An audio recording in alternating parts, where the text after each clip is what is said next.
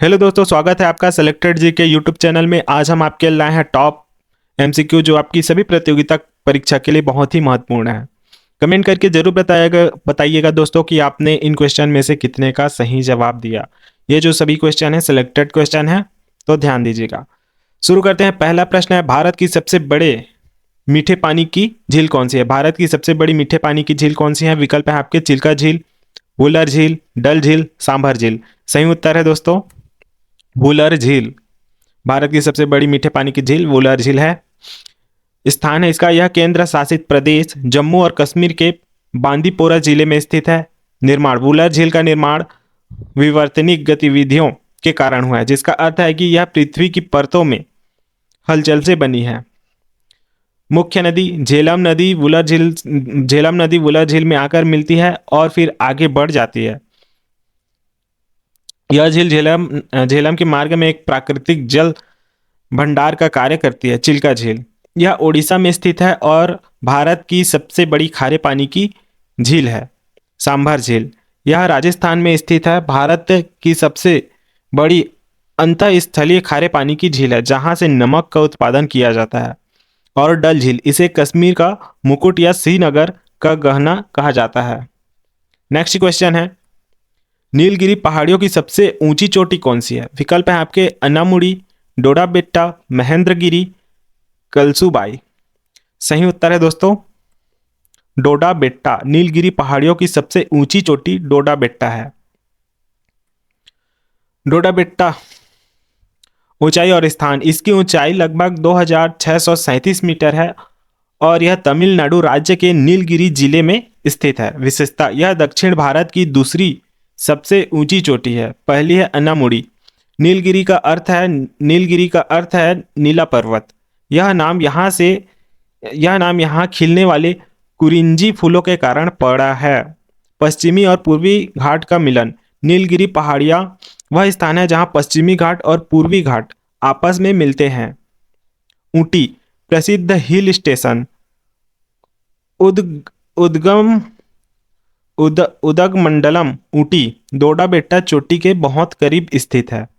जनजाति, नीलगिरी की पहाड़ियों में टोडा जनजाति निवास करती है जो अपने विशेष प्रकार के घरों और संस्कृति के लिए प्रसिद्ध है। नेक्स्ट क्वेश्चन है, किस भारतीय राज्य की सीमा सबसे अधिक राज्यों के साथ लगती है? विकल्प है आपके मध्य प्रदेश, असम, उत्तर प्रदेश, राजस्थान। सही उत्तर है दोस्तों उत्तर प्रदेश। उत्तर प्रदेश राज्य की सीमा सबसे अधिक राज्यों के साथ लगती है। कुल सीमाएं, उत्तर प्रदेश की सीमा कुल 8 राज्यों और एक केंद्र शासित प्रदेश यानी दिल्ली के साथ लगती है, यानी कुल 9 प्रशासनिक इकाइयों के साथ इसकी सीमा साझा होती है। राज्यों के नाम हैं उत्तराखंड, हिमाचल प्रदेश, हरियाणा, राजस्थान, मध्य प्रदेश, छत्तीसगढ़, झारखंड और बिहार। केंद्र शासित प्रदेश दिल्ली। अंतर्राष्ट्रीय सीमा, उत्तर प्रदेश अपनी अंतर्राष्ट्रीय सीमा नेपाल के साथ साझा करती है। सर्वाधिक सीमा वाला राज्य, उत्तर प्रदेश की सबसे लंबी सीमा मध्य प्रदेश के साथ लगती है। न्यूनतम सीमा वाला राज्य, उत्तर प्रदेश की सबसे छोटी सीमा हिमाचल प्रदेश सहारनपुर जिले के पास के साथ से लगती है। दूसरे स्थान पर असम, उत्तर प्रदेश के बाद असम ऐसा राज्य है जिसकी सीमा सबसे अधिक 7 राज्यों के साथ लगती है। नेक्स्ट क्वेश्चन है, भारत में किस शहर को सिलिकॉन वैली के नाम से जाना जाता है? विकल्प है आपके हैदराबाद, पुणे, बेंगलुरु, नोएडा। सही उत्तर है दोस्तों बेंगलुरु। भारत के बेंगलुरु शहर को सिलिकॉन वैली के नाम से जाना जाता है। इसका नामकरण, अमेरिका के कैलिफोर्निया में स्थित सिलिकॉन वैली दुनिया का सबसे बड़ा आईटी हब है। बेंगलुरु भारत का सबसे बड़ा सूचना प्रौद्योगिकी आईटी निर्यातक और हब है, इसलिए इसे भारत की सिलिकॉन वैली कहा जाता है। उपनाम, बेंगलुरु को भारत का उद्यान शहर और स्पेस सिटी के नाम से भी जाना जाता है। इसरो का मुख्यालय यही है। इलेक्ट्रॉनिक सिटी, बेंगलुरु के एक प्रमुख आईटी क्लस्टर को इलेक्ट्रॉनिक सिटी कहा जाता है। हैदराबाद को अक्सर इसकी आईटी प्रगति के कारण साइबराबाद भी कहा जाता है। पुणे, इसे ऑक्सफोर्ड ऑफ द ईस्ट कहा जाता है, जो अपनी शिक्षा और ऑटोमोबाइल इंडस्ट्री के लिए प्रसिद्ध है। नेक्स्ट क्वेश्चन है, जोजिला दर्रा किन दो स्थानों को जोड़ता है? विकल्प है आपके श्रीनगर और जम्मू, श्रीनगर और लेह, लेह और मनाली, शिमला और तिब्बत। सही उत्तर है दोस्तों श्रीनगर और लेह। जोजिला दर्रा श्रीनगर और लेह स्थानों को जोड़ता है। यह दर्रा केंद्र शासित प्रदेश लद्दाख और कारगिल जिले में स्थित है। यह हिमालय की जास्कर श्रेणी में आता है। ऊंचाई यह लगभग 3528 मीटर यानी 11575 फीट की ऊंचाई पर स्थित है। सामरिक महत्व यह राष्ट्रीय राजमार्ग NH1 पर स्थित है और कश्मीर घाटी को लद्दाख क्षेत्र से जोड़ने वाला एकमात्र प्रमुख रास्ता है। सर्दियों में भारी बर्फबारी के कारण यह अक्सर बंद रहता है। जोजिला सुरंग वर्तमान में यहाँ एशिया की सबसे लंबी द्विदिशीय सुरंग का निर्माण किया जा रहा है जो श्रीनगर और लेह के बीच साल भर संपर्क बनाए रखेगी। अन्य महत्वपूर्ण दर्रे हैं बनिहाल दर्रा जम्मू को कश्मीर से जोड़ता है, सिपकीला दर्रा हिमाचल प्रदेश को तिब्बत से जोड़ता है, रोहतांग दर्रा कुल्लू घाटी को लाहौर और स्पीति घाटी से जोड़ता है, नाथू ला दर्रा सिक्किम को तिब्बत यानी चीन से जोड़ता है। नेक्स्ट क्वेश्चन है अंडमान और निकोबार द्वीप समूह को कौन सा जल मार्ग अलग करता है? विकल्प है आपके 8 degree channel, 9 degree channel, 10 degree channel या दक्कन पास। सही उत्तर है दोस्तों 10 डिग्री चैनल। यह चैनल बंगाल की खाड़ी में स्थित है और उत्तर में स्थित अंडमान द्वीप समूह को दक्षिण में स्थित निकोबार द्वीप समूह से अलग करता है। अक्षांश इसे 10 डिग्री चैनल कहा जाता है। चौड़ाई यह चैनल लगभग 150 किलोमीटर चौड़ा है। अन्य महत्वपूर्ण जल मार्ग 8 डिग्री चैनल यह भारत के लक्षद्वीप यानी मिनिकॉय द्वीप को मालदीव से अलग करता है। 9 डिग्री चैनल यह मिनिकॉय द्वीप को मुख्य लक्षद्वीप समूह से अलग करता है। दक्कन पास यह दक्षिण अंडमान और लघु अंडमान के बीच स्थित है। राजधानी अंडमान और निकोबार द्वीप की राजधानी पोर्ट ब्लेयर दक्षिण अंडमान द्वीप पर स्थित है। नेक्स्ट क्वेश्चन है शिव समुद्रम जलप्रपात किस नदी पर स्थित है? विकल्प है आपके कृष्णा नदी, गोदावरी नदी, कावेरी नदी, शरावती नदी। सही उत्तर है दोस्तों कावेरी नदी। शिव समुद्रम जलप्रपात कावेरी नदी पर स्थित है। स्थान यह जलप्रपात कर्नाटक राज्य के चामराजनगर जिले में स्थित है। ऐतिहासिक महत्व 1902 में इस जलप्रपात पर भारत का पहला प्रमुख जल विद्युत संयंत्र स्थापित किया गया था। यह एशिया के शुरुआती जल विद्युत संयंत्रों में से एक था। प्रवाह कावेरी नदी यहाँ 2 शाखाओं में बढ़ जाती है जिससे 2 अलग अलग झरने बनते हैं, गंगन चुक्की और भर चुक्की। इन्हें सामूहिक रूप से शिव समुद्रम कहा जाता है। कावेरी नदी का उद्गम यह कर्नाटक के कोडागु कुर्ग जिले में ब्रह्मगिरी पहाड़ियों से निकलती है।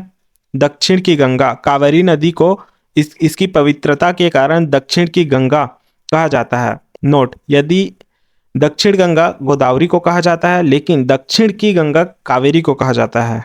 दक्षिण गंगा कावेरी को कहा जाता है दक्षिण गंगा गोदावरी को कहा जाता है लेकिन दक्षिण की गंगा कावेरी को कहा जाता है। अन्य प्रमुख जलप्रपात कर्नाटक में जोग जलप्रपात, साबरमती नदी, कुंचिल जलप्रपात, कुंचिकल जलप्रपात वराही नदी पर। यह भारत का सबसे ऊंचा जलप्रपात है। नेक्स्ट क्वेश्चन है भारत में सबसे पहले सूर्योदय किस राज्य में होता है? विकल्प है आपके असम, मणिपुर, सिक्किम, अरुणाचल प्रदेश। सही उत्तर है दोस्तों अरुणाचल प्रदेश। भारत में सबसे पहले सूर्योदय अरुणाचल प्रदेश में होता है। दोस्तों अगर क्वेश्चन आपको अच्छे लगे तो इस चैनल को जरूर please subscribe, share, like, comment कीजिएगा। नाम अर्थ अरुणाचल शब्द का अर्थ है उगते सूर्य का पर्वत होता है। उगते सूर्य का पर्वत होता है। अरुण प्लस अचल इसे भारत का उगता सूरज का देश भी कहा जाता है। अरुणाचल प्रदेश के अंजा जिले में स्थित डोंग गांव वह स्थान है जहां भारत की पहली किरण पड़ती है। समय का अंतर भारत के सबसे पूर्वी बिंदु अरुणाचल प्रदेश और सबसे पश्चिमी बिंदु गुजरात के सूर्योदय के समय में लगभग 2 घंटे का अंतर होता है। सूर्यास्त चूंकि यहाँ सूर्य सबसे पहले उगता है इसलिए भारत में सबसे पहले सूर्यास्त भी अरुणाचल प्रदेश में ही होता है। डोंग घाटी यह भारत चीन और म्यांमार के ट्राई जंक्शन के पास स्थित है। यहाँ गर्मियों में सुबह 4 से 4:30 के बीच ही सूर्योदय हो जाता है। राष्ट्रीय उद्यान अरुणाचल प्रदेश में नामदफा राष्ट्रीय उद्यान स्थित है जो अपनी जैव विविधता के लिए प्रसिद्ध है। नेक्स्ट क्वेश्चन है, टिहरी बांध किस नदी पर बनाया गया है? विकल्प है आपके अलकनंदा नदी, भागीरथी नदी, यमुना नदी या मंदाकिनी नदी। सही उत्तर है दोस्तों भागीरथी नदी। टिहरी बांध भागीरथी नदी पर बनाया गया है। यह उत्तराखंड राज्य के टिहरी जिले में स्थित है। इसकी ऊंचाई लगभग 260.5 मीटर है, जो इसे भारत का सबसे ऊंचा बांध बनाता है। संगम, यह बांध भागीरथी और भिलंगना नदी के संगम पर बना है। टिहरी झील, इस बांध के पीछे बनी विशाल झील का नाम आधिकारिक तौर पर स्वामी रामतीर्थ सागर रखा गया है। विरोध, इस बांध के निर्माण का पर्यावरण और सुरक्षा कारणों से काफी विरोध हुआ था, जिसका नेतृत्व प्रसिद्ध पर्यावरणविद सुंदरलाल बहुगुणा चिपको आंदोलन के प्रणेता ने किया था। भूकंपीय क्षेत्र, यह बांध हिमालय के अत्यधिक संवेदनशील भूकंपीय जोन 5 में स्थित है, इसलिए इसे बहुत ही उच्च तकनीक से बनाया गया है। नेक्स्ट क्वेश्चन है, कपास की खेती के लिए सबसे उपयुक्त मिट्टी कौन सी है? विकल्प है आपके जड़ोल मिट्टी, लाल मिट्टी, काली मिट्टी या लेटराइट मिट्टी। सही उत्तर है दोस्तों काली मिट्टी। कपास की खेती के लिए सबसे उपयुक्त मिट्टी है काली मिट्टी। काली मिट्टी का उपनाम है रेगुल मिट्टी और काली कपास मिट्टी के नाम से भी जाना जाता है। निर्माण, इस मिट्टी का निर्माण ज्वालामुखी के लावा के टूटने और उनके जमने से हुआ है। जल धारण क्षमता, काली मिट्टी में नमी सोखने की क्षमता बहुत अधिक होती है। भीगने पर यह चिपचिपी हो जाती है और सूखने पर इसमें बड़ी दरारें पड़ जाती है, जिससे इसे स्वतः जुताई वाली मिट्टी भी कहा जाता है। प्रमुख क्षेत्र, यह मुख्य रूप से भारत के दक्कन के पठार में पाई जाती है, जिसमें महाराष्ट्र, गुजरात और मध्य प्रदेश का बड़ा हिस्सा शामिल है। खनिज, इसमें चूना, लोहा, मैग्नीशियम और एल्यूमिनियम प्रचुर मात्रा में होते हैं, लेकिन फास्फोरस, नाइट्रोजन और कार्बनिक पदार्थों की कमी होती है। कपास उत्पादन, भारत में गुजरात और महाराष्ट्र कपास के सबसे बड़े उत्पादक राज्य हैं। तो दोस्तों ये थे हमारे टॉप एमसीक्यू जो आपकी सभी प्रतियोगिता परीक्षा के लिए इंपॉर्टेंट हैं। ऐसी ही जीके जीएस की जानकारी पाने के लिए सिलेक्टेड जीके यूट्यूब चैनल को जरूर सब्सक्राइब कीजिएगा। मिलते हैं नेक्स्ट वीडियो में, तब तक के लिए बाय।